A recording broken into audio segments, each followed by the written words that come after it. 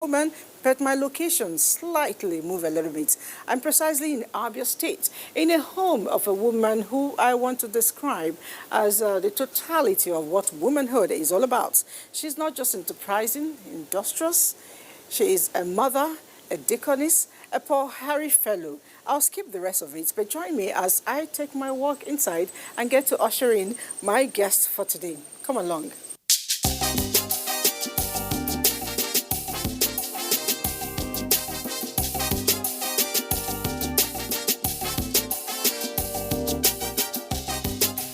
I don't think in gender boxes at all. I just get on with it. A man that would dare to ask the wife, who do you think you are? That is a real man. In fact, our husbands are our firstborns. The husband needs more attention than even the children. It's not only about work, it's not only about family. They need to take the time to look after themselves, and we don't. We don't do that. They took my money. I paid every fees. I never asked to be hoisted as a governor.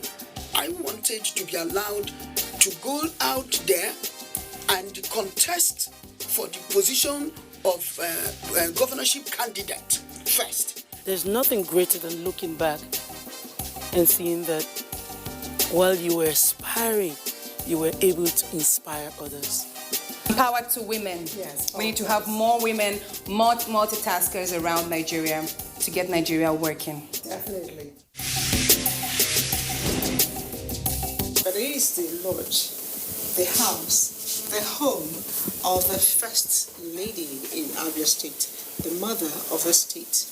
Join me as I graciously and happily and quite humbly welcome the First Lady of Abia State in the person of Mrs. Nkechi Ikpeazu, wife of the Governor of Abia State, and of course the founder of one great foundation that has helped a lot of people within this state and environment.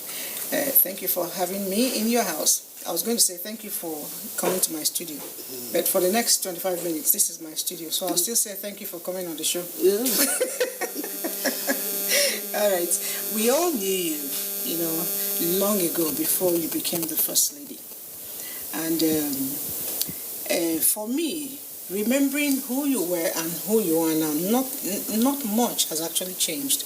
But let me throw you back to 2015, or even a little beyond that, when the campaign was going on. When your husband, decided to run, knowing you're a very quiet, unassuming, but very active person, how did you take it? Yeah.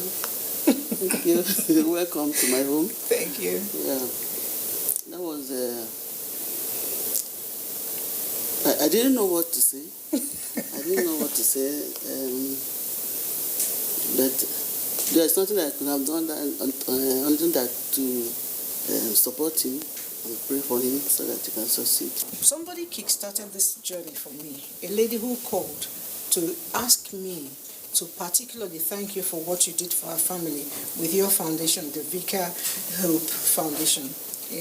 That's a foundation that saves a lot of people with the sickle cell sickness. Tell us, how did this come about? What led to the birth of this charity act in you? Actually, I had a very, very close relation that's a secular. So watching him grow, it touched me. And when I came into this position, I decided to do something to help our people as regards the Vicar Hope Foundation. The Vicar Hope Foundation, we have had two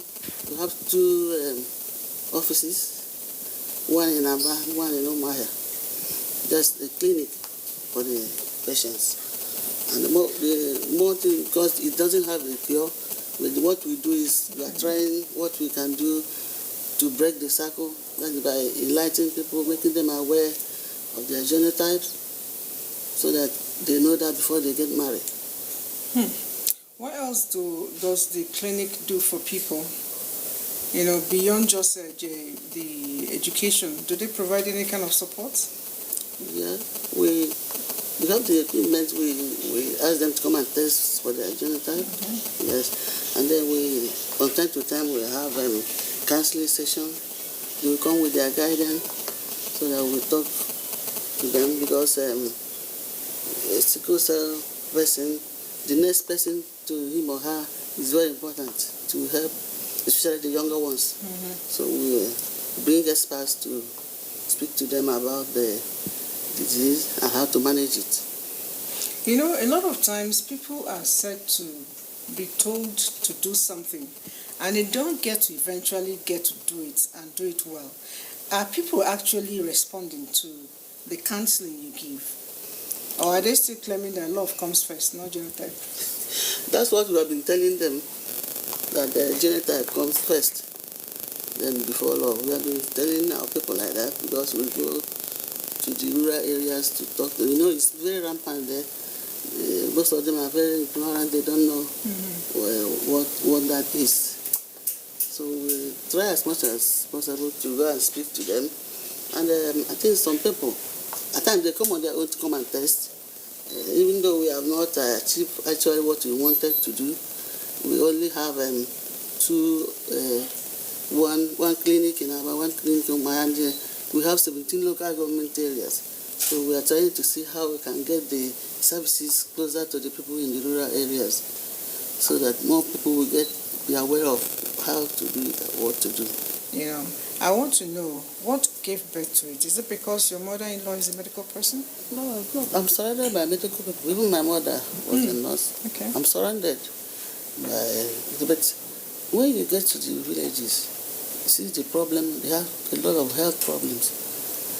And I just discovered that women, we don't just go for checkup, just medical checkup like advanced countries, unless when we are sick and very, very sick, then we start going to hospital. So that's why we are doing cancer awareness. In fact, the government have just helped us to acquire the mammogram. It's in my clinic at the Sickle Cell Center. So it's just to help the women. At times when we have programs, we start with health. We check their BP, we check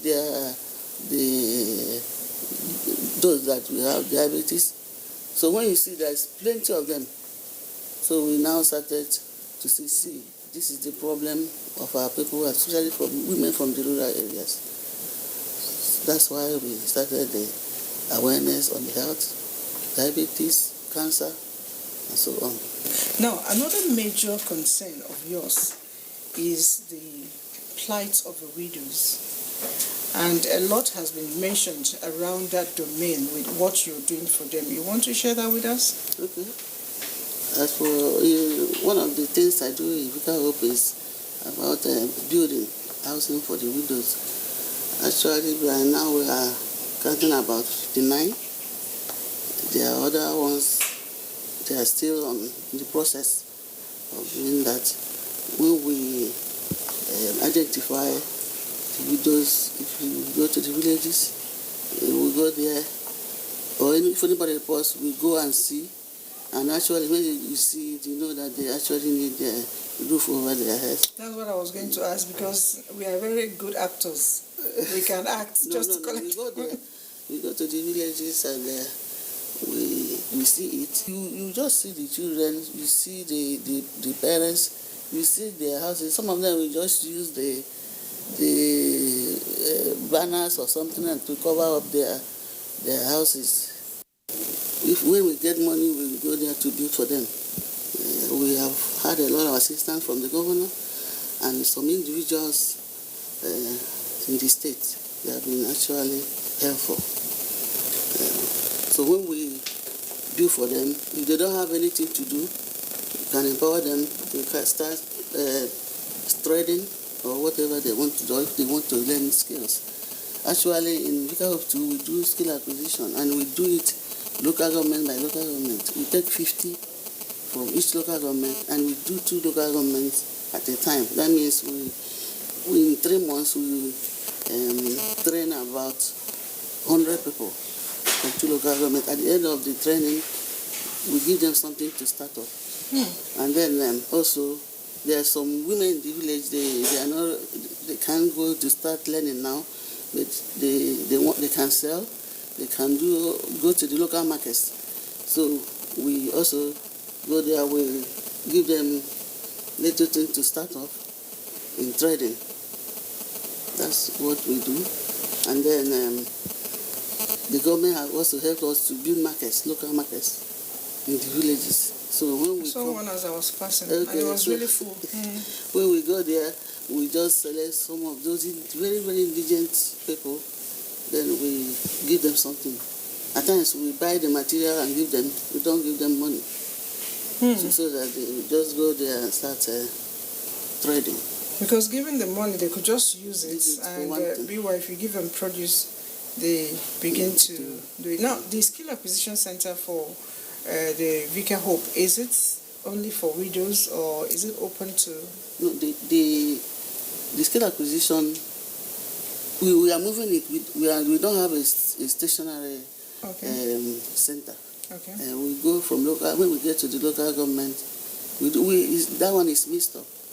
We Okay. have the women, we have men, we have youths. Oh, okay. Yes, but the one for the markets, the table threads, that one we give it to the women in the rural areas. Of course, it said that if you're able to train a woman, you train a nation. If you're able to feed a woman, you feed the entire family. The men might. I'm not saying, please don't hold it against me. I'm not saying men are not good. Yes. But a lot of time, a mother will not eat until her children have actually eaten. Yes. Now, I'm going back to your personal life.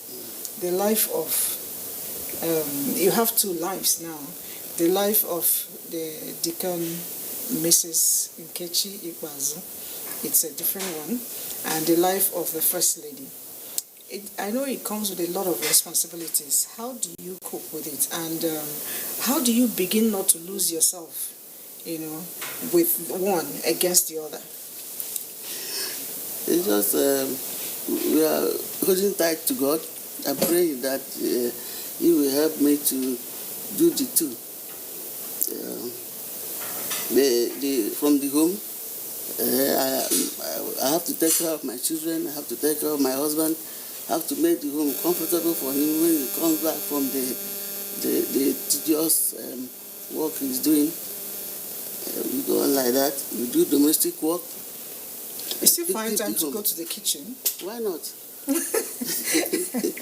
And for the office, immediately you come in, you know that it has a date. You know that you have a date. To leave? It's just yes.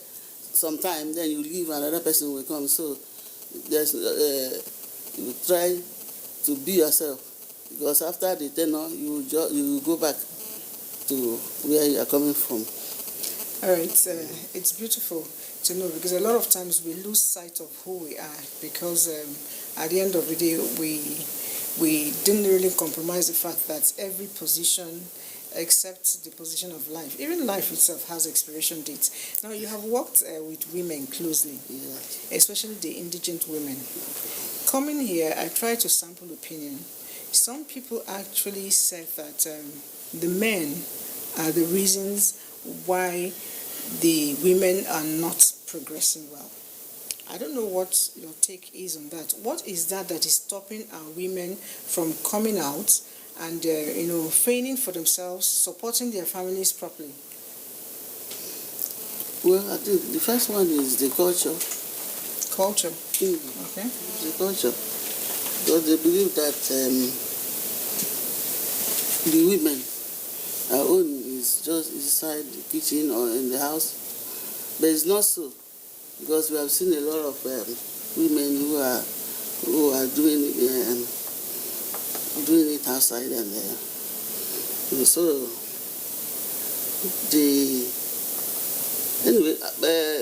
let me, if it's about politics, if you are talking from the angle of politics, there are so many factors that face the women there.